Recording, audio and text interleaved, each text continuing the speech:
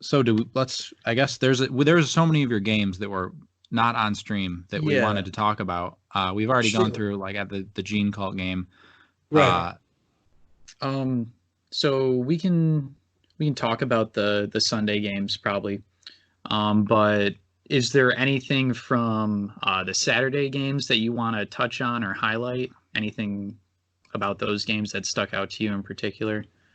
Um, well, I mean, obviously I played Glass Half Dead both days, so we Mhm. kind of, I mean, those can kind of go. You see, obviously um, yeah. So I don't. Maybe that game's kind of a separate matter. My other three Yeah, yeah, games, the Gene Stealer Cults we talked about. I mean, it was yep. like I said, I think a good player. I played a gentleman named, a young man named Sebastian. He was there with his brother and his dad, teenager, high school guy. Um, and he was playing Dark Angel, Astarte's List. And I think it probably tells you his mindset with regard to playing, that when I told him that Dark Angels have a special power that they get, that was new for him. So Yeah. Yeah. I mean, he was not there to win, he was there to play. And I think he's, and he had his list was a bunch of Primaris and then Scout Snipers, which does actually present a special challenge all its own. It's kind of a lot of shots that can kill Eldar. I mean, as I learned, but The but it did not have accidental any, anti-Eldar list. Yeah, there's so Right. many ways to play Astartes too. I feel like each subfaction with all these units, it's like each subfaction for Astartes is kind of like looking at its own faction right. in a way. That's how it feels. Yeah, definitely. Yeah. But that game was a fairly, it was not a remarkable game. Mhm. And then the fourth round, I played a guy who was playing big bugs named Philip. And he didn't have to play big bugs, but he decided to do that. I'm sure it was the wrong choice against me. But I think he thought, maybe it was less what I was expecting to see. Maybe he'd heard of the game that I'd lost against Shane. But I have a lot. Obviously, I've thought about big bugs since then, and it was I kind of lined up everything at the back, and then he tried to get to me, and he ended up having a 9-inch charge with the veteran. They didn't make it, and then I fired with everything, and I actually did almost nothing the first round. So I was concerned. But then my dice came around in the next round. I ended up getting a flamer kill on Overwatch. I kind of positioned the flamer pretty well, so that the Banshee charged one big bug, and then the flamer moved so that no other big bug could get onto the Banshee and thereby kind of outnumber her without charging the flamer too.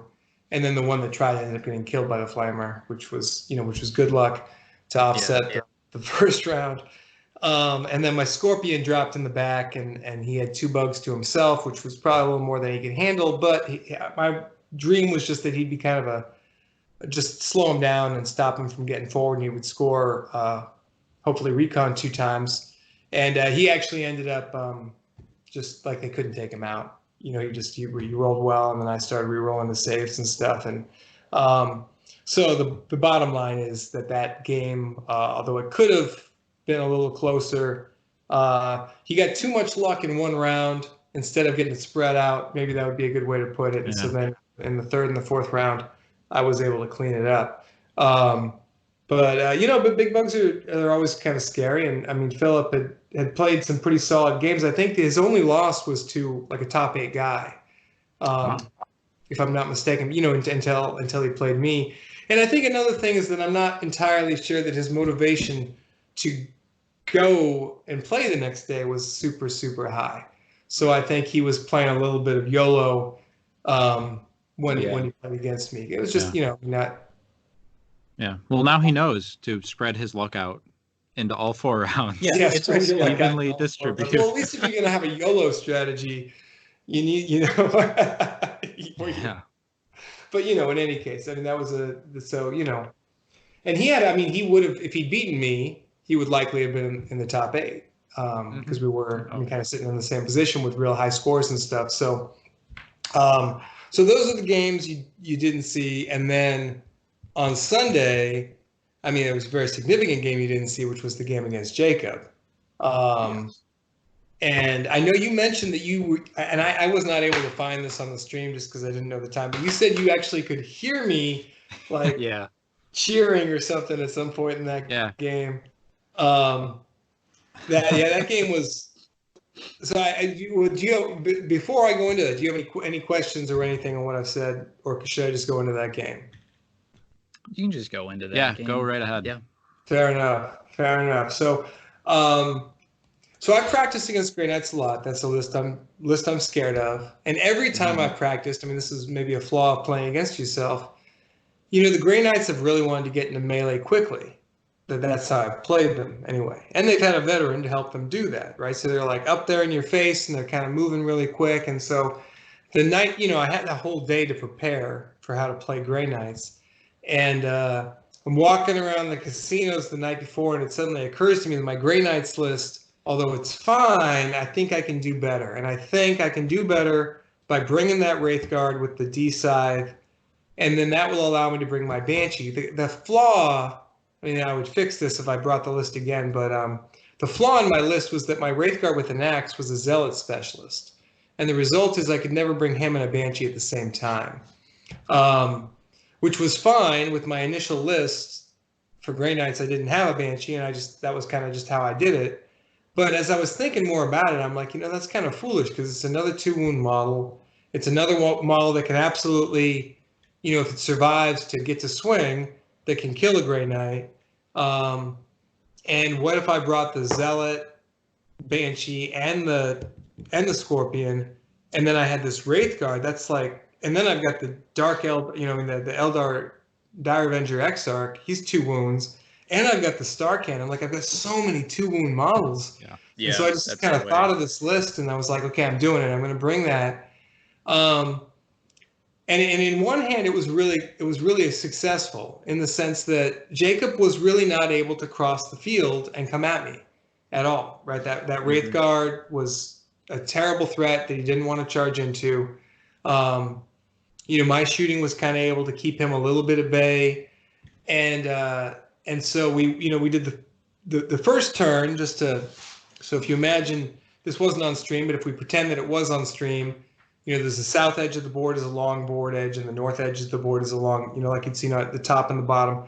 So if I'm on the eastern edge of the board, on the diagonal. It's the 2 diagonals that touch the northern middle, right? So we potentially could deploy right next to each other. We did not do that, but we potentially could have, right? So that's the setup. It's mission 5. We got the 2 diagonal.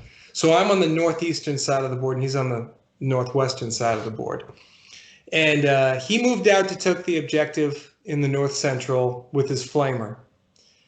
And then he moved a couple of his guys up towards the middle. I had to go first, and I had kept my whole list against the back wall, except I sent a couple of guys down to the southeast corner, the Dire Avenger Exarch. And my Wraith had taken up a slightly forward position, but he got a really, really bad advance roll. So he wasn't able to move forward as much as I wanted to, and he was just barely touching the center objective with his flamer. So that's kind of how I was set up. So the only thing, I mean, he couldn't charge anything the first turn. He didn't have any potential charge with no veteran move. So he just kind of moved up kind of warily onto the Wraith, but didn't get within 8 inches of it. And then he moved that flamer onto the north central objective. And then I dropped my Scorpion onto the south central objective with his deep strike ability, right? So that's where we all were. And then there was a little bit of shooting, and he did his couple psychic attacks. So the psychic attacks went into the Wraith Guard, and I actually Yoltoid one of them. So I only did 1 wound with the psychic. And then I fired my fusion gun and my Star Cannon at his demo guy, or his flamer guy, but they both came up with nothing, unfortunately. So, you know, a little bit of bad luck, if you will, for both of us. But that was the end of the first round. He had hold more. Nobody got any. I got reconnaissance. I'd taken reconnaissance, and my Dire Avenger Exarch had gotten into a spot where he could score that by himself.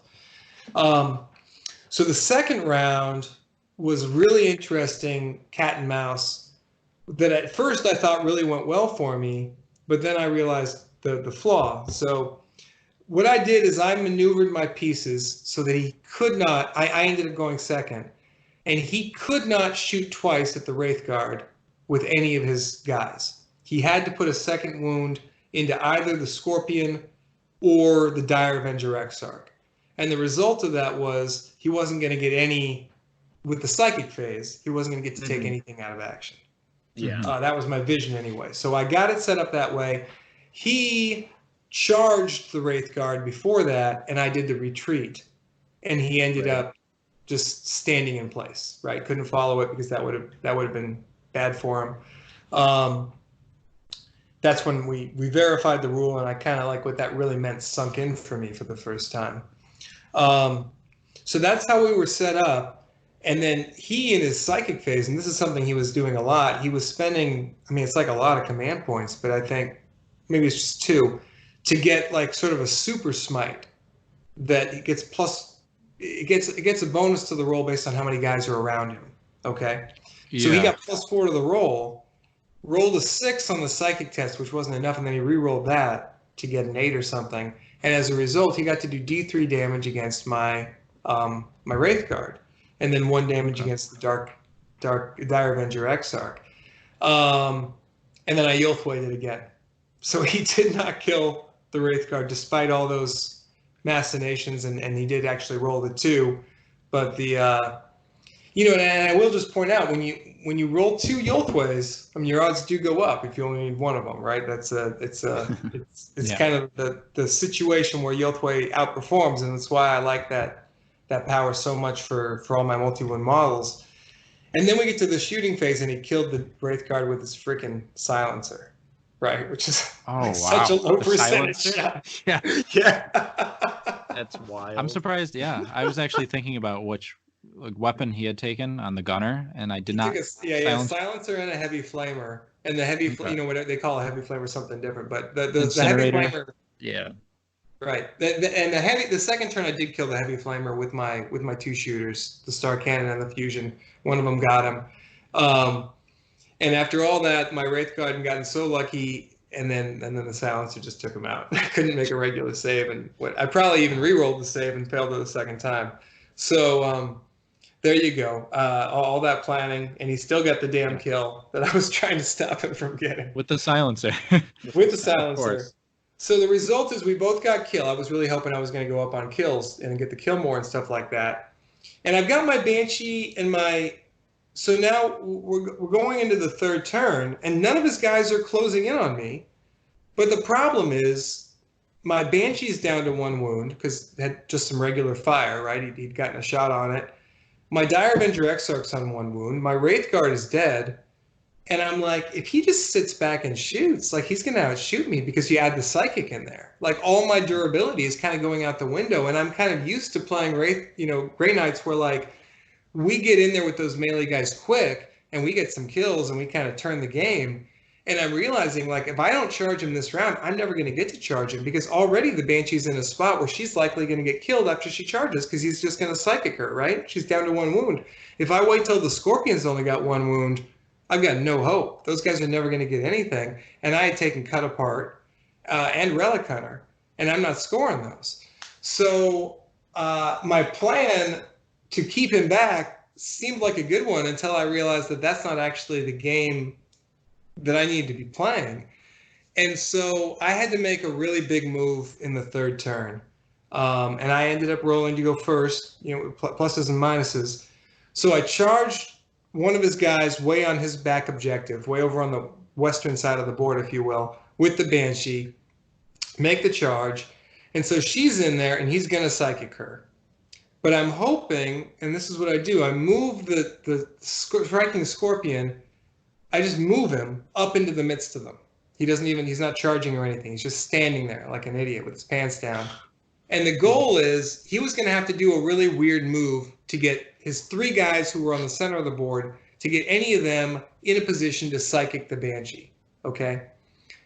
And so instead they're going to have to psychic on the Scorpion. And so he's only going to get 1 psychic roll on the Banshee. And that's that's less than a 50% chance that he kills her, right? Because he might fail the psychic, is not likely. He might perils, which still might take her out, but that's great in other ways. She might Yoltway, and then at the end of it all, it's a 50-50 roll, right? So like the odds are like 60% in my favor that she's still alive and can get a swing off. And if she gets a swing off, then I can use the combat stratagem in the event they didn't charge my Scorpion to get him into combat, or if they did charge him, which is pretty likely, to have him swing first. And so she'll get to swing, he'll get to swing, despite the fact that I'm like really down on wounds. So I've tried to describe that, but does that make sense? Like, does that setup make sense to you guys? Yeah. Yes, it does. Okay. So the one problem here is that my Scorpion really needed a good advance roll, or else his leader, who was hiding in the northwest corner, was going to be able to either make kind of an 8-inch charge onto the Banshee herself, or just maybe walk out and be able to get to her. So my Scorpion did not roll a very good advance, and I really just couldn't get in the way of that person. And so now my plan had fallen apart a little bit. But let's see what happens. So meanwhile, my Star Cannon comes up to kind of be in position to shoot the middle of the board, and my fusion gun runs up and stands on the north central objective. Okay, my Dire Avenger XR comes up and replaces the 2 melee guys who were on the south central objective. So I'm going to get the bonus, and I'm going to hold more, unless he doesn't go after the 2 melee guys and instead kind of really diverts his attention to these objectives, which so I'm forcing him to make a choice there, right?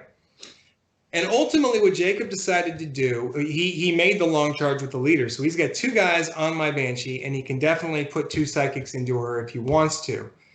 And I don't know entirely what his thinking was, but what he ended up doing is he ended up psychicking the Scorpion once, and then after that he psychicked the Banshee once. So I don't know if he was thinking that he thought the Banshee was going to be an easy kill, or if he just thought once she's flesh wounded, she's not going to be that much of a threat, and I'm probably going to kill her in melee, or if he just thought, hey, worst case scenario, maybe I don't kill the Scorpion, and I want to make sure that it's down to 1 wound for next turn. Whichever of those things he thought, that's how he ended up going about it. And actually, I've run through, because this was such a crucial point in the game, and actually, it's not the end of the game for me if he does it different. If he does kill the Banshee, I can still do 2 points to strike first. He didn't have enough command points to contest it, and the Scorpion still would have ended up getting the kill that he got, and the game probably still would have gone in my favor, but just not as strongly as it did. So he shoots, psychics the Banshee, does not get the kill, gets a flesh wound, puts 1 wound on the striking Scorpion. I go first with the Banshee. She swings, whiffs all of her attacks, but then I spend 1 command point, have the Scorpion go, and he kills one of his specialists. And the result of that was that I got, and then the rest of the round plays out, and his 2 guys on the Banshee, one of whom might have been flesh wounded, they both fail to kill her.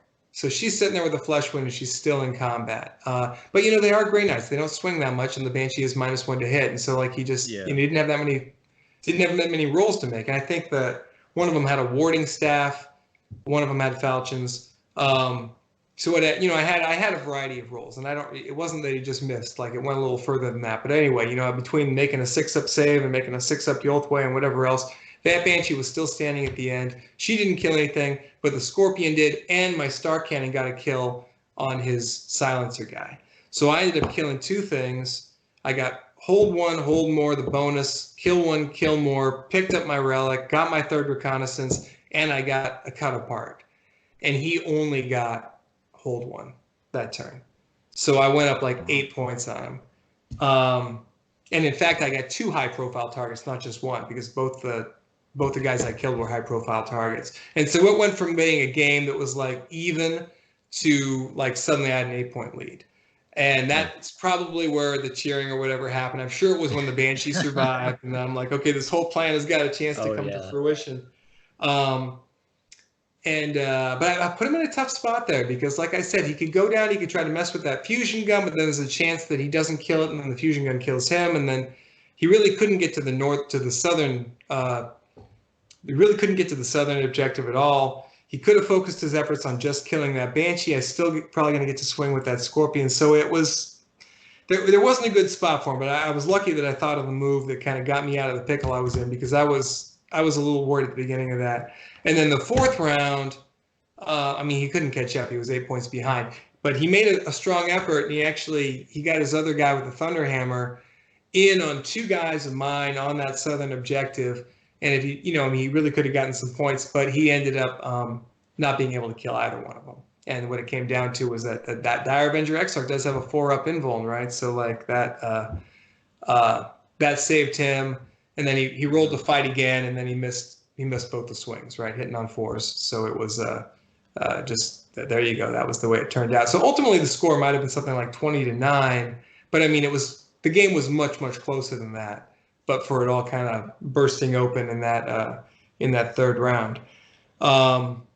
So that was cool, and I was surprised to hear afterwards that was just the list he brought every time, because I was like, it was a different list than I'd ever seen for Grey Knights. Not having the veteran, that's pretty unconventional. I mean, at least to how I was thinking about it, and it did kind of stymie me, because I was thinking that I mean those Demon Hammers, I mean they would have killed that Wraith if they'd gotten into it really quick, right? If they'd gotten lucky and just gotten through. So I was a little nervous about that, but luckily that didn't happen, and he kind of didn't try to do that. And he found other ways to kill the Wraith. There you go. Wow. Yeah, that's wild. Yeah, I was so curious about that one in particular, just because of the cheering. Because I heard it during the Glass Half Dead game with Alex, and Sheldon is kind of commenting. He's trying to keep us up to date on what's going on over there, and the moment I heard that, I was like, "Wow, I think that one's over." Yeah. Oh, yeah. Yeah, and then you got the rematch right after with. Yeah, I got the rematch against Glass, and that was. I mean, you guys saw that on the stream. That was not really a great game, as it turns out. It just didn't. I mean, kind of everything about my game plan went well, and and there was better map. Yeah. D-Scythe went off on that one. Yeah, the D-Side did well, and I mean the other thing is, I could get a lot more cover. So in the first game, I had to hide and really stay out of the way, because there wasn't much cover on the long way of the board. We were on the short edges, and so I really conceded hold more from the beginning, and that's what contributed to the game being quite close. In the second match, because of the different layout, I was able to put out a bunch of guys onto the center objective, and I was the one getting hold more from the start, which is it's a better way to play. Also, it was, I mean, instead of the Banshee kind of being, she really isn't much, not that she's an outstanding model. I mean, it's the Mirror Sword Banshee, so she's not the same Banshee that you kind of like hear about. But, she was able to get in on Necrons, which is what she wants to do, instead of, being charged with a 12-inch charge by the Lich Guard. So, yeah, that part of the game went a lot better, and I did the recon. That was good too. So I don't know. I mean, I don't know if you guys had any questions about that game, but I guess probably everybody saw it, right? And it was not like. Yeah, that was a big one for the stream. We watched that one. So, and obviously we watched the final as well, but I do want to talk to you about the final, because that was a fantastic game. That game's worth talking about. Yeah. Ryan, was there anything you wanted to ask about that Necron game? No, nothing really. I guess it's more, my question about this game is more about goes back to your first game against Glass. So how, I don't know, like, what was the feeling after you had lost to Glass and you're down 0-1 basically at the start of this tournament? Like, where was your head at? Right. This is kind of a bad. Well, I mean, honestly, for me, I just kind of took the pressure off. I never had that happen in any of my tournaments, right? I mean, insofar as I guess when I lost to Shane, it was fairly early in the tournament too. But that was day 2 of a 2-day tournament. I'd already won the first day, so kind of like you don't have to win 2 days. But this is LVO. It's like the biggest thing, and I've lost in the very first round. Probably, at that point, my thought was I'm probably not going to get to top 8 with a 10-point loss on my record, right? And all it takes is like I get one game against Custodes or something, I could have 2 losses, right? I mean, just could happen. So, but I mean, I just thought, well, I mean, I'm going to get to go down and meet some other players. I'm not going to have to, and the downside of winning is that the next game is going to be harder, right? And especially if you play somebody like Glass is playing Necrons, is a tough list, and he's a pretty good player. So you have to play him the first round. That's like your one chance for an easy game if you're on like a winning every game track, right? Yeah. So that you start with that, and then you go to the next guy is going to be hard, and then the third round is going to be really hard, right? And then it just, the stress just keeps going up, and then the reward, if you get all those wins, is you get to go 3 even tougher games the next day, right? It's just like, yep. I mean, really, the idea of winning 7 games against like really good opponents, it's like inconceivable. I mean, I don't even know how we do it. You know what I mean? Like how it ever gets done. It's like, because when you think back to every one of these games, you're like, oh man, it was definitely could have gone a different way. A few things have been different here and there and stuff. And so like, it can't keep going your way. That's always my thought process. So, I mean, ultimately my mindset was that like, hey, you know what, that just takes the pressure off and I can just have some fun here, which tournaments are not always as fun when you're there with a goal to win, right? They're stressful and they're everything else. And, I mean, it shouldn't be that way, but once you start winning, like you kind of feel like, well, I have to keep winning, or you know what I mean? Like it's a little hard to walk away from that. And even this one, like I didn't have a lot of time to prepare. I had other stuff going on in life, and I was just like, no, I got to just find the time. I got to do the games. I can't show up to LVO and be like, yeah, I just kind of blew it off. I mean, how stupid is that? Yeah. You know what I mean? Like after you work on it the whole year, and people are like, you know what I mean? Like people are kind of believing in you and stuff. So, so on one hand, the pressure was off, but I mean, here I am. I've lost the first game on the stream. I mean, at least I lost to a guy who's a buddy of mine.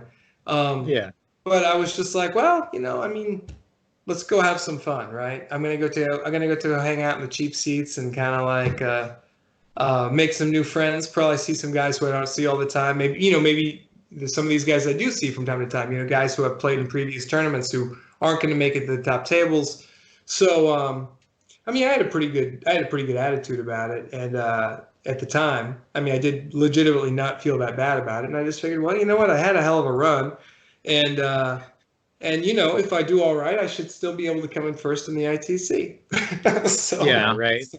Yeah, I don't even know. Turn our attention to that, Was it even mathematically possible for Janice to come ahead? I think it was. Yeah, I mean, I think with the way that it went, I probably needed to come in about 14th or 15th place, assuming that Janice came in first, or if Janice or Alex Squires had come in very first place, and I was lower than like 14th or 15th, then I would have been out of it. So basically, I pretty much needed 3 wins. I needed to go 3-1, or to be the very top 2-2 maybe, but probably 3-1. So, I mean, I had a goal, if you will. I still had a goal. And of course, I mean, but I mean, as it turns out, I mean, Alex, let's presume I wasn't there. Probably Alex is the winner. So it would have been a real issue. Yeah. So I guess let's move on to that Alex game. Alex game, Yeah, we talked about it a little bit. I remember watching that on stream, and I thought he was going to win up until the last 5 minutes of the game. I just could not believe the way that went. Mm-hmm. He played it very well, and evidently, I mean, he came out ahead, but let's just talk about it. Yeah. Well, I remember seeing a game in the 2018 season. It was Nick Nanavati against Jim Vessel, and Jim was not like a notable player yet at that time. He was just a painter. Yeah. I mean, just a painter, but he's an exceptional painter, but that's what he was famous for. Uh-huh. And Nick had like this terrible run of luck in the beginning. He was playing his whatever those special elves are called, Devil Spear. But what do they call that special faction of elves? I can't remember. The Shining Spears? Well, he had the 2 Shining Spear lists, but it's beyond Inari. He was playing Inari. Devil Spear Inari. It's Drakari and Eldari. Okay, yeah. Yeah. And he didn't bring any Drakari, but he had, but it was Inari for the double strike twice, hit twice and all that kind of stuff. And he parried the very first psychic test he took, and then Jim did there's a command point for psychic that makes you take extra damage, and he ended up, that psyker blew up and damaged a bunch of his other units, and he just didn't seem to get anywhere in the game, and then he kind of charged into this line of plague bears and didn't, like, rolled terribly, and it didn't seem like anything was happening, and then the stream went out for like 5 minutes, and it came back, and it's like, at that time it was Frankie and the gentleman who passed away who were calling it. And they were like, "Oh my God, we just looked at the score, and Nick is going to turn this around." It was just so funny. It was like after this 5 minutes of the screen going dead, and you're like, "Wait, what the hell happened?" Like, Nick was getting his butt kicked, and all of a sudden he's winning the game, and then like the game was over 15 minutes later, and like Nick had won. And I kind of went back. I was like so fascinated by that game, and I was like, and what happened? I mean, my conclusion. I haven't talked. I mean, I've never spoken to Nick Nadavati. I don't know him, but my conclusion is that Nick just knew where his points were coming from. Like, Nick, as that game went on, he knew what his plan to get points was going to be. And so he was having all these reversals, but he still knew where his points were going to come from. And Jim was focused on the board, like what was happening on the board. And he kind of forgot about where his points were going to come from. And that's how Nick suddenly got the win. I mean, he had that mapped out. And I haven't spoken to Alex Squires about this game, so I don't know what his mindset is or his strategies and stuff like that. But my gut feeling is that that's kind of what happened in this case. I knew very much what the score was, what points I was hoping to get in the third round, the fourth round. And I mean, as I'll tell you as we get through it, I mean, at the beginning of the third round, I thought I had the game locked up, which probably nobody else thought I had the game locked up at that point, but I absolutely thought I did. And then some dice didn't go my way, and we'll talk about that. And suddenly it switched, threw everything into flux. But I knew as that fourth turn went, like I knew what the score was. I knew what I needed to have happen. And then as it happened, like, I knew that I had the win. And Alex was like counting points and like, wait, no, maybe it's a tie and stuff like that. And from that, I deduce that he did not know where the points were coming from quite the same way. And he was looking more maybe at the board state or whatever. Yeah. And I think that is what the difference was. You know what I mean? Like, just knowing I was doing exactly what I had to do to get a certain number of points. And there were lots of things that I wasn't going to be doing, but those didn't matter because all I needed was, all I needed was a tie. I had more completed secondaries than him. So, I mean, that's my really quick overview of the game. So now, but to go into more detail. So, Alex's list is probably like the best shooting list at that tournament that I'm aware of, right? It's only got 3. I mean, as he brought it against me, it's only got 3 plasma. But the key is 2 of them have an omnispecs. And you can't, I mean, you can hide from them. I hid from them. But you almost can't. Right, because if he catches the barest glimpse of you from anywhere in 18 inches, like 2 shots are coming at you that are hitting on 3s. You know what I mean? And there's just nothing you can do. You can't. Usually, I rely against a list that's dangerous on shooting. I rely very heavily on that cover and making sure they're going to have to make the excessive rolls and stuff, and make those injury rolls on 5s. And you can't do that. He's got 2 omnispexes, and so they're always going to be in the right spot. And he's got 3 guns. So even when you take 1 plasma gun off, it really doesn't matter because the engine there is the 2 plasmas coming down the field with the omnispexes on it. One of them's a sniper on top of that just for fun, which, makes it a 2-up if he wants to. I had no hope with anything I could bring of matching that army in shooting. Right? People talk about the Astronaut being shooting, but it's not a shooting army like that. Like there was no way. So my plan was, I mean, rudimentary plan before I knew exactly what it was going to bring and stuff is that I need to get my 2 really good melee units in there and going through his ranks. And so to that end, I had Relic Hunters and Cut Apart as my secondaries. My third secondary was probably a good choice. I ended up playing it poorly and then having some things go not my way. It was Reconnaissance. I never scored a single time, which is, of course, an indication mistakes were made. But in any case, I think it was the right it was a good thing. It was a thing I should have been able to score. Now, one thing I know, I didn't really play a lot against AdMech in my prep matches, and the reason is it's hard to play against AdMech because they can bring a lot of things. Now, Alex did end up bringing very much the same list he brought against me at SoCal when he played against my Astartes. But I wasn't 100% confident he would do that. I knew he's got some other options in there, and I just wasn't sure. But the one thing I had done is I'd really run some numbers. And so the thing I knew that it's possible that Alex did not know, I don't know, is that if a Fulgurite and a Banshee or a Fulgurite and my Scorpion fight, the Fulgurite's odds of taking me out of action are really quite small. Like I really win that fight regardless of who swings first. And on the other hand, my guy's odds of taking him out are very, very, very, very good. And so that was kind of a linchpin, a piece of knowledge maybe that I was relying on as I played. And I think that was probably a difference-making thing. And I can't say that Alex made a mistake because I don't know what he was thinking or what his plan was, or you know what I mean? I don't know all the different iterations. But in the first turn, when he moved his Fulgurite up to be kind of in a position to, you know, my Banshee wasn't there yet, but like he just moved it up. For me, that was a stepping stone and a linchpin for making my game plan work. And so that was something that was very, very helpful for me. So what I'm talking about is if we look at the board, like kind of the northwesternish area, he moved the Fulgurite. Yeah. One Fulgurite stayed and guarded the base of the tower, right? He built that castle in the tower. Right. He had to go first the first round. He builds that tower up, and then he sort of moves to the western because he needs an objective. So he moves that to the western objective with a fire base. And then that Fulgurite, instead of kind of staying back and guarding that fire base, he moves forward. And so does the Infiltrator, right? Again, I wouldn't say that was a mistake so much, but it did play into my hand. Because what my goal was is I wanted to hide 100% from him. I wanted to give him no shooting at all.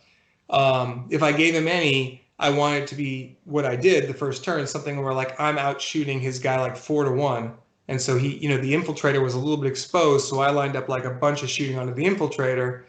And my thought is, you know, maybe I kill it, maybe I don't. But I'm more likely to kill one and kill more than he is to get that, you know, and probably the most likely thing is that nobody kills anything. But my Banshee is a step closer, and my Scorpion is still in reserve, you know, and that can be brought in when it comes to be. So my Banshee moved up and was right on the other side of the container from the Fulgurite.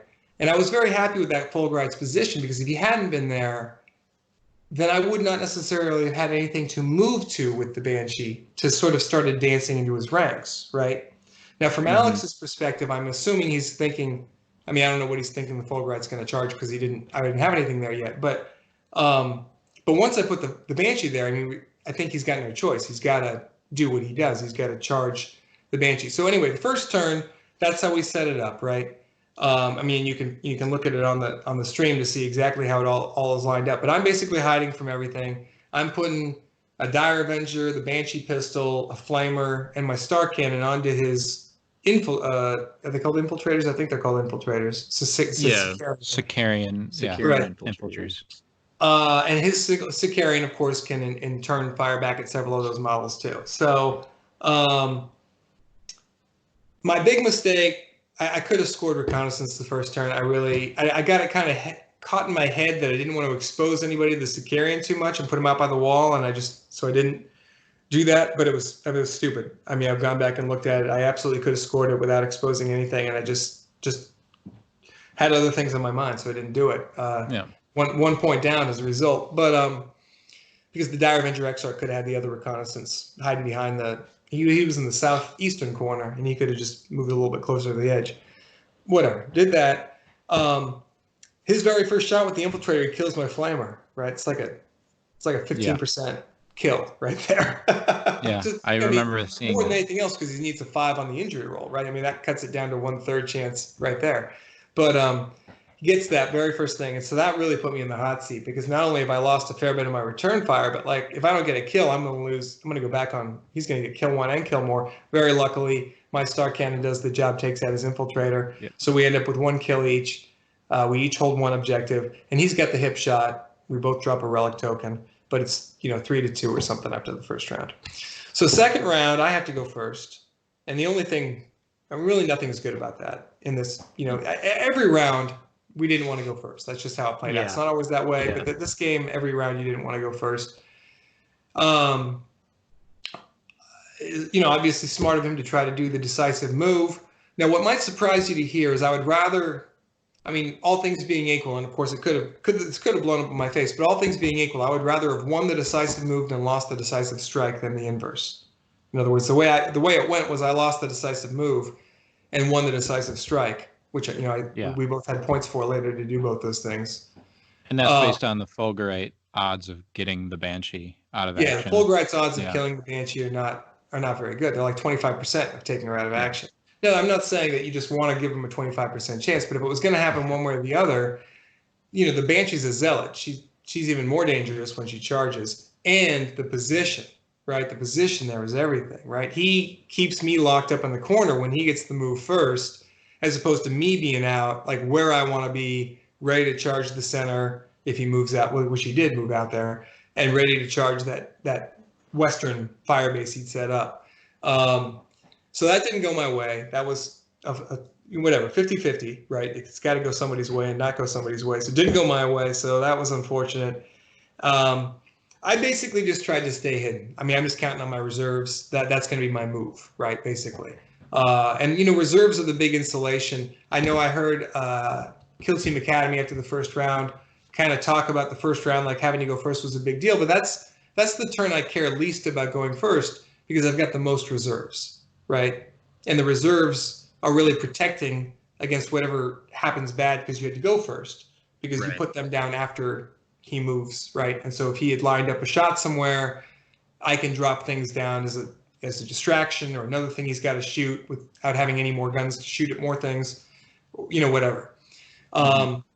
But I still have my Scorpions in reserve. So he moves out, lines up a bunch of shots, and then I basically drop the Scorpions down. And if you just look at it, you're like, well, you just drop the Scorpions places where they're going to get killed.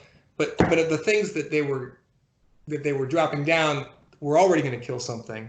And now I was giving them a choice about what to kill, if that makes sense. So, for example, on the northwestern edge, he, partly because of bad positioning on my part, he had a shot on my Dire Avenger.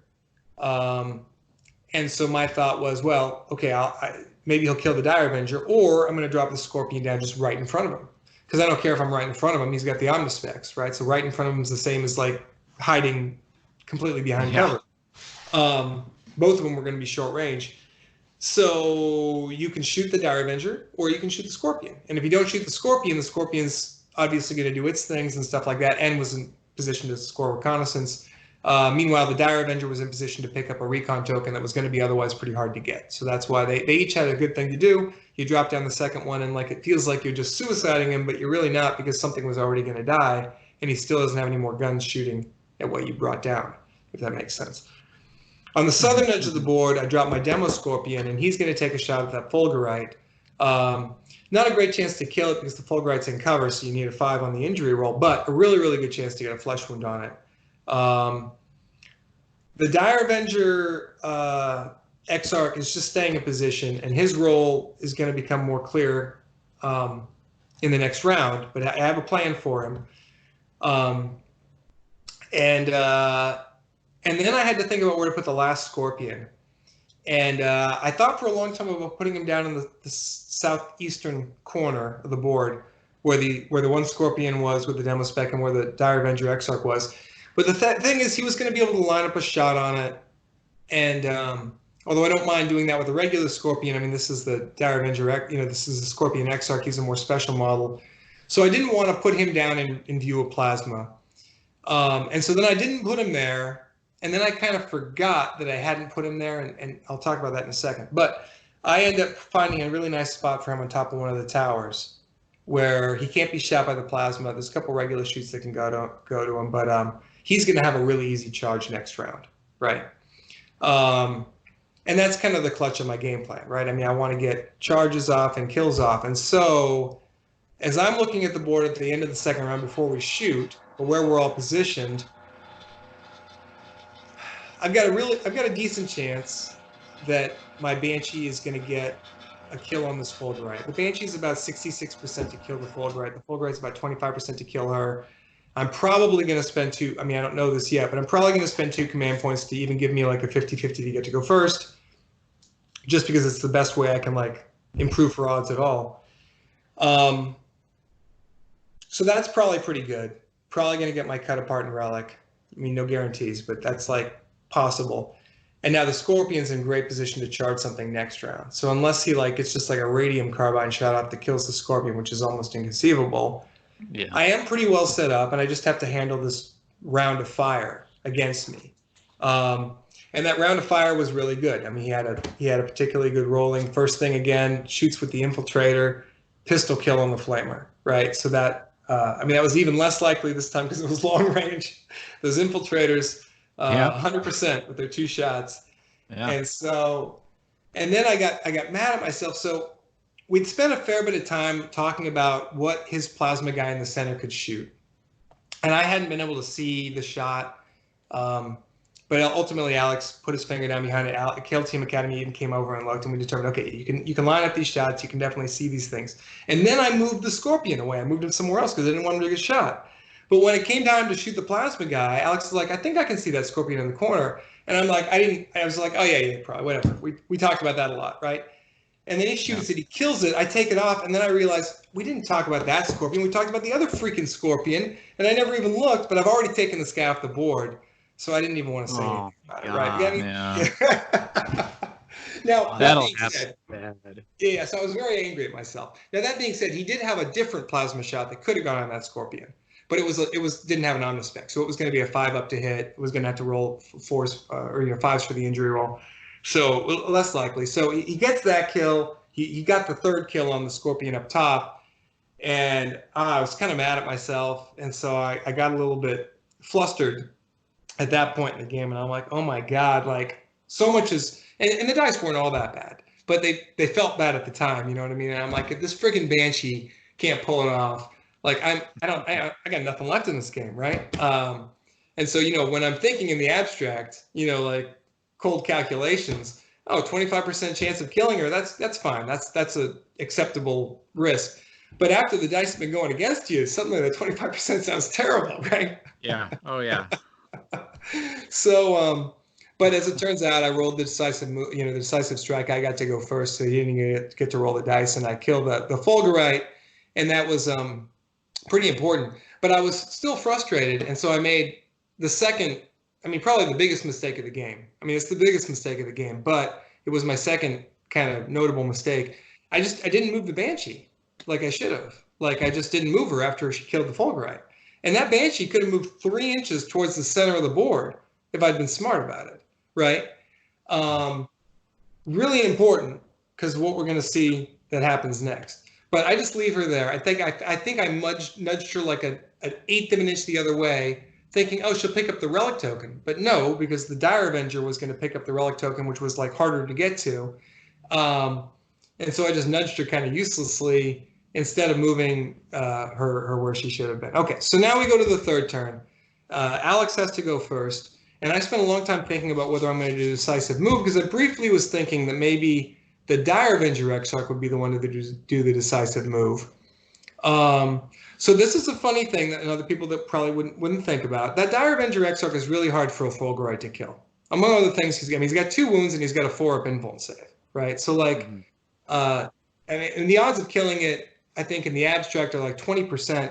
And if I reserve a reroll for that invuln, which would kind of be my thought process, that's 10%. This is abstract but whatever. So I was pretty confident that Dire Avenger Exarch was going to live wherever he went. And so then the question is, do I want to Fulgurite around the corner? And then interestingly, the Dire Avenger Exarch actually has a higher than 20% chance of killing the Fulgurite because it's got a flesh wound on it. he swings twice, hits on 3s, wounds on 4s. He's got the 5 up, 5 up, 5 up, and all that. But still, the end result is a little bit higher since he had a flesh wound on him already. But the problem with charging him was that there were too many relic tokens nearby, and he was going to be able to pick one of them up if I charged him. Whereas I realized if I retreated from him instead, I was going to be able to move him into a spot where he could not pick up any relic tokens. Okay? So this is kind of the linchpin of my third round turn, my third round plan. And so what I needed to happen, I needed to retreat with that Dire Avenger Exarch on the southeastern part of the board. I'm pulling him back to a spot where the Fulgurite's going to pursue. The Fulgurite is not going to get the kill because if I save the reroll, it's like 10%. Otherwise, it's 20%. So that Fulgurite's not going to pick up any relic tokens. And he's not going to have a relic token to pick up anywhere else because he's not going to have a single shot this turn. That's my plan. He's not going to have a single thing to shoot at. So he's not going to get kill 1. He's not going to get kill more. He's not going to. I'm going to be moving. My Scorpion is going to charge into the center and need a 5-inch charge, probably. The Banshee, I didn't move her. That was really stupid. But she needs a 7-inch charge, and she gets 2 chances. 82% chance you make a 7-inch charge with 2 chances. Okay, 82%. So I'm like, here's what I need. I need my Banshee to make her charge. I need my Scorpion to make his charge. I need that Dire Avenger Exarch not to die.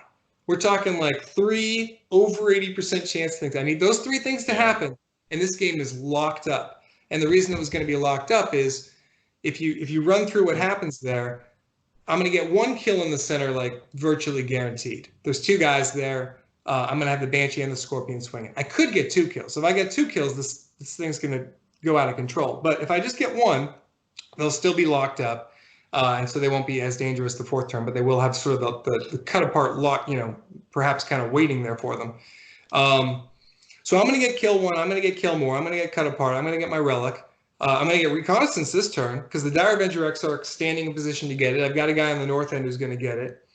He's not going to pick up a relic token. He's not going to get hip shot. He's not going to get any secondaries at all. He's not going to get any kills. He's going to hold 1, and that's the only thing he's going to do. And I'm going to sweep the points all the way down. So it's going to go from me being 4 points down to me being 2 points up going into the 4th round. And I figured with a 2-point lead, I was going to have it. And in the event I get 2 kills in the center, now the Banshee and the Scorpion are free. They can go anywhere they want. And all I needed for this plan to come together was the Banshee to make her charge, the Scorpion to make his charge, and that Dire Avenger Exarch to survive. So the very first thing that happens is the Scorpion makes his charge. I did a decisive move to get it, and he did great. He locks up both targets. Perfect. Alex makes his moves, nothing exceptional, to my mind at the time, and then the Banshee fails to 2 7-inch charges. And that changes everything because not only is she not in there doing damage, but now he's got something to shoot at.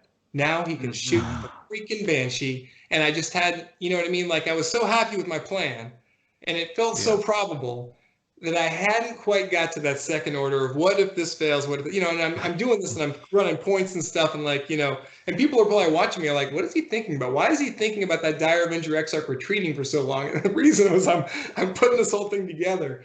And then it all just falls apart because now he's going to get a kill. And the bottom line is if you play it all out now, I'm going to lose the Banshee. He's going to be 2 points up going into the 4th round. I'm still going to have a decent turn, but he's going to be 2 points up. I'm going to probably be locked up in the center with my Scorpion. I'm not going to really have any way. With only 1 guy there, he's certainly going to be able to walk away. I'm not going to be able to box him in. With 2 models, I probably could have, if there'd been 1 survivor, I could have boxed him in against that wall there. But with 1 guy, I won't be able to do that. So that Scorpion's going to be sitting there, probably just hanging out doing nothing. I'm going to have no chance to get cut apart the 4th round. The whole plan just fell apart, right? So I'm like, what the hell can I do to save this? And I want to say before you continue, it was right around this part of the game where there was some stream issues. No kidding. Yeah, so we were kind of having trouble keeping up, and it came back really clear in the 4th round. I would say like right around mid phase 4th round. So we missed a little bit. Definitely eerily similar to the Nick Nanavati describing. Yes. I wasn't sure if you were aware of that when you were telling that. story. I was not aware of that because I have gone back to look at the stream, but I just skipped through to see board positions at different places, like where those models and stuff like that. Because watching me take a long time to decide where to move is not any more fun for me than it is for you. So anyway, that was my third turn plan. The Banshee fails a charge, and so now what I end up doing is I wheel out the Star Cannon to shoot at that plasma guy. Now, of course, he shoots first because he had to go first this turn. So now what's going to happen is the plasma guy could shoot at the Banshee, but if he does that, he's going to get shot by the Star Cannon. So probably he's going to shoot at the Star Cannon instead. And that's a lot better for me because the Banshee, I think, has the potential to be a better model in the fourth turn. And additionally, when the Star Cannon dies, the consolation prize is that its pilot is free to move about the board and do stuff. Whereas previously it's kind of anchored to that Star Cannon, making sure it can do that job, right? So with that in mind, I put the Star Cannon out thinking it's likely going to get killed. And then we proceeded to roll dice, and everything unexpected happened this turn. My Star Cannon does not get killed by the plasma. Now, I will say, if plasma shoots at three things, it's going to take one of them not out of action. And this was his third plasma shot, and I did, the Star Cannon did survive. The Star Cannon, now he was hitting on twos, re-rolling ones, and wounding on twos. So his odds of getting 2 wounds through onto it were pretty high, and that didn't happen. He only got 1 wound through. But once you only get 1 wound through on that Star Cannon, its odds of survival are actually astonishingly high, on the order of 65%. And it just has to do with, it's got a 6-up armor save and then 2 Yulthway saves. And if you make any one of those 3 6s, you're just totally in the clear. And then on top of that, he just might not take it out of action because it's only 75% chance to take something out of action with rolling 2 dice. So when you combine those 2 numbers together, like the Star Cannon is actually in a pretty good spot once you only put 1 wound onto it. But I mean, that is discounting the fact that he has a pretty decent chance to get 2 wounds that particular incident. So he doesn't kill the Star Cannon. The Star Cannon does kill him. And then my freaking Dire Avenger Exarch died. So that was the other. So I mean, if I'd killed him, and he hadn't killed the Star Cannon, I killed him, and then my Dire Avenger Exarch survived, like that would have been another like me way out in front moment. But he killed the Dire Avenger Exarch. That was like a 3-point swing for him to do that because it was his only kill that turn, right? And it takes away my reconnaissance, and he can pick up a relic token. So in any case, the dice give and the dice take, and I'd used the reroll in the course of the Star Cannon getting its kill, which was a smart thing. I mean, it was a good thing to do, but the result, the reroll, the command point was not left to help the Dire Avenger Exarch try to survive. So we go into the 4th round. My plan of being up by 2 points has fallen short by 3 points because of that Dire Avenger Exarch. And as a result, he's up by 1 point. And the result of that was that going into the 4th turn,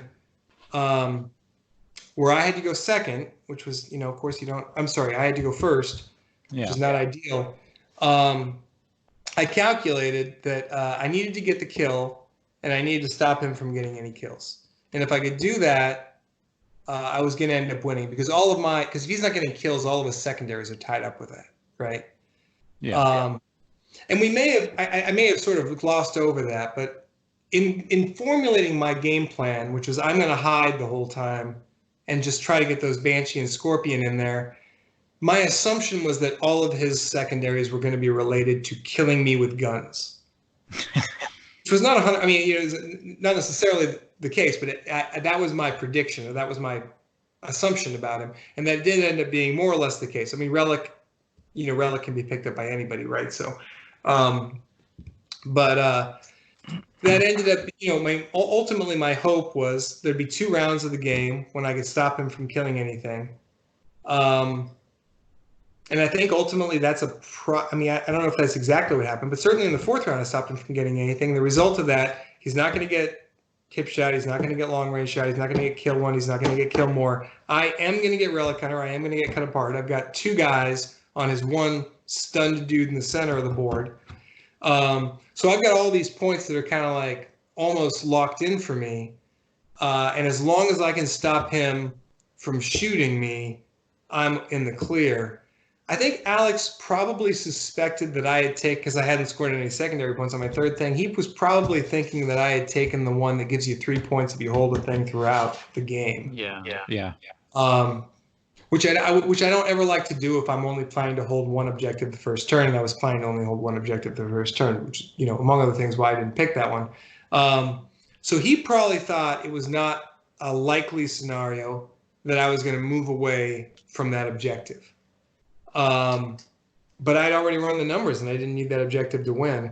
And I was thinking, although I didn't know because he was going to go second, but I was thinking that he's probably going to come up and go on that guy.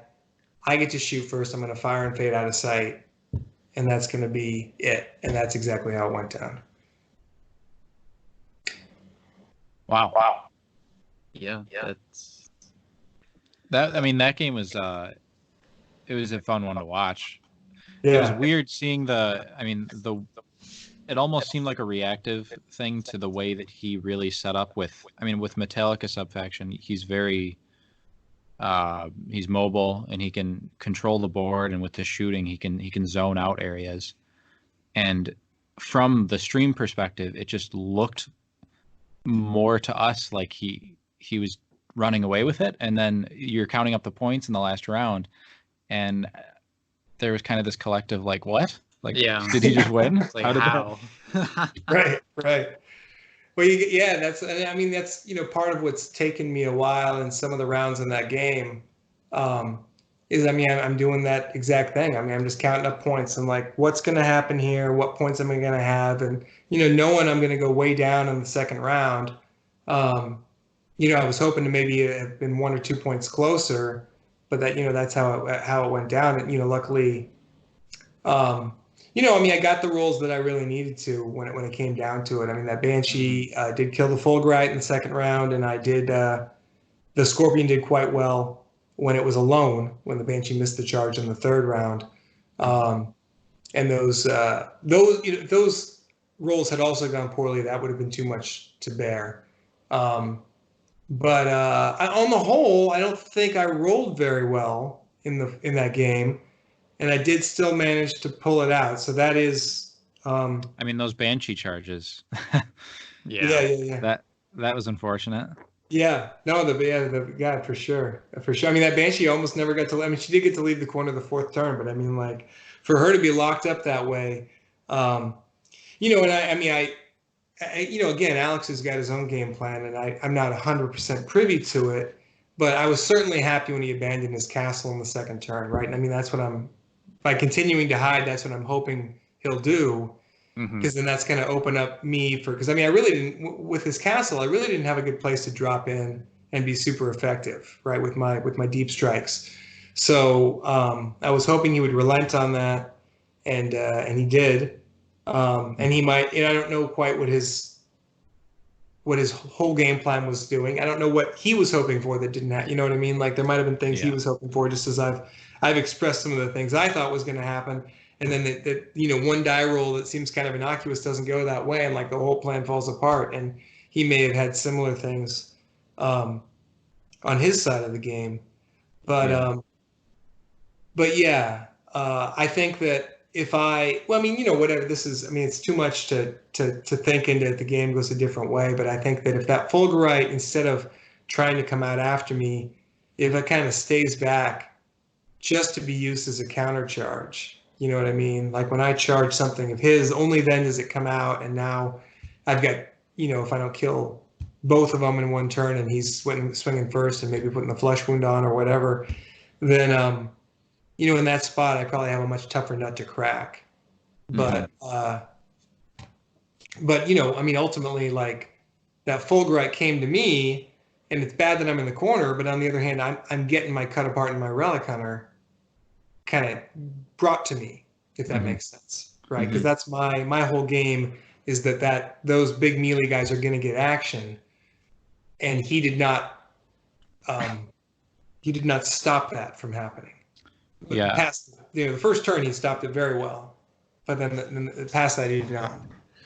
So obviously he was the main piece at this tournament for AdMech. Do you think that we're going to see kind of like an Austriani like resurgence of, or I guess not really resurgence, but like just kind of a surge of AdMech players in 2020, because he seems to have really like shined a light on this faction a little bit more with LVO.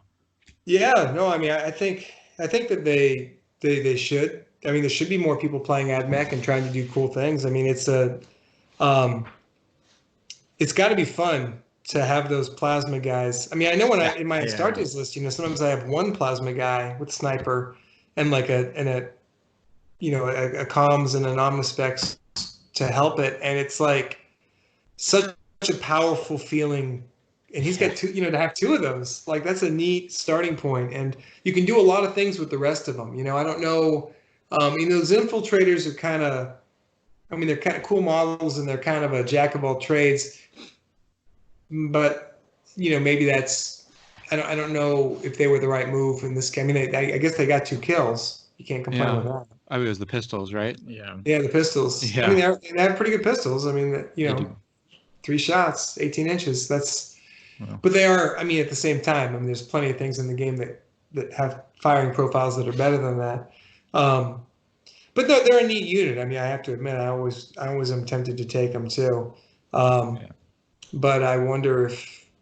Yeah, I don't know. I don't know what else. I'd be tempted to just. What else can be done with that list that I haven't seen it do before. I mean, obviously he was bringing all priests on the other days, and I don't think that's the.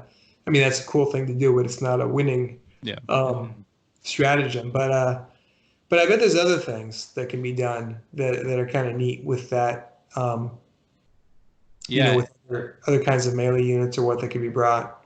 And with the plasma calibers, I know a lot of people were kind of afraid of the 4 plasma, and I don't even think he took it. I don't think he took all 4 plasma ever during the tournament. I think he always took 2 or 3. Yeah. Yeah. 2 is enough. I mean, he's got 2 and 2 and a backup, right? That's what he's kind of doing. I think that's as long as you're careful with them, right? I mean, that's the key. You got to be careful with them. You got to move them very purposefully, and and that's where it's a hard list to play. It's not like he's a great people player.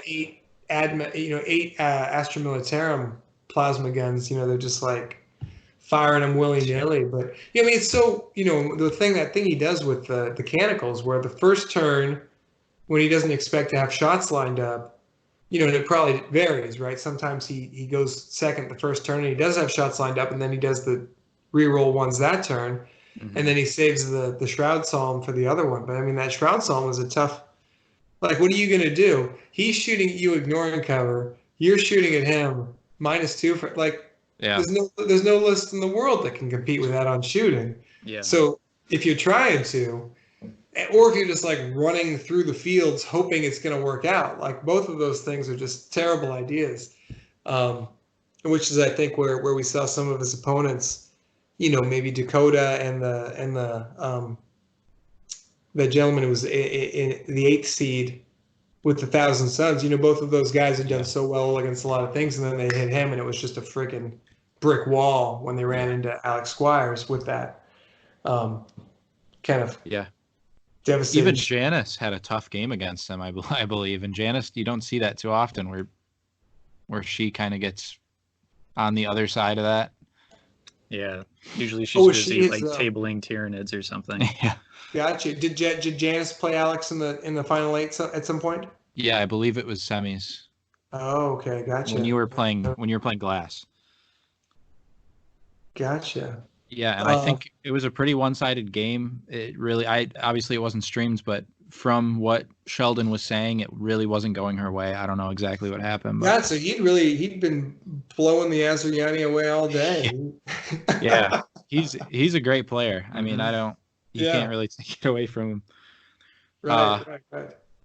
I guess with moving past that, one thing I want to ask you before we close it out. Obviously, you mentioned you're not going to be going to quite as many events, understandably so. But are you for anything you do go in the future, are you going to start looking towards the Astartes a little bit more? Or are you going to keep with the Austriani? Well, yeah, I'd probably like to bring something different if I go. Yeah. You know, I mean, of course, the challenge of bringing something different is you got to put a lot of time into modeling and everything else. So that's kind of the hiccup in that plan. But I think that if in 2021 I'm coming into the game and looking to have another more full season, I would expect to be playing a different faction just to kind of mix it up. I think, you know, it helps you grow as a player. I mean, there's something to be said for like, oh, this is my faction. I just always play them.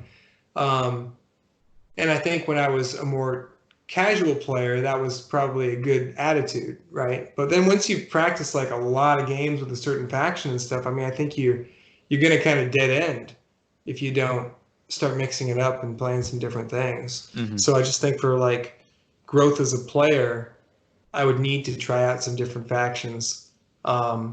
To keep the game fresh and everything like that. And plus, I mean, there's just too damn many elves out there right now. Yeah, so many. Yeah, it's not cool anymore. It's not cool anymore.